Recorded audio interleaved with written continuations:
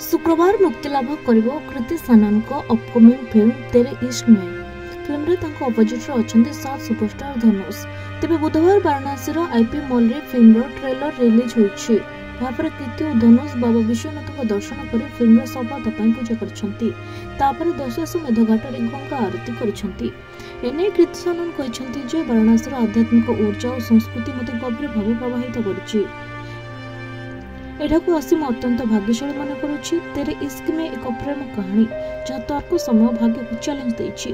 शंकर मुक्ति ऊपर फिल्म कहानी पर्यवेसित पूर्व यार टीजर रिलीज होइछि जहाँ दर्शक माने खूब पसंद करछंती। किछि एक धनुष को सुपरहिट फिल्म रांझना सह तुलना करछंती। 2 मिनिट 4 सेकेंड टीजर रे धनुष और कीर्ति दमदार केमिस्ट्री देखा मिली। फिल्म कहानी लिखिंट हिमांशु शर्मा, निर्देशना देइछंती आनंद एल राय। प्रथम थर कृति धनुष को जोड़ी को पर्दार देखा दर्शक खूब उत्साहित रहिछंती। फिल्म गीत को नहीं भल प्रतिक्रिया मिलुछि। बॉक्स ऑफिस रे या भल प्रदर्शन करबो बोली टीम विश्वास करछि।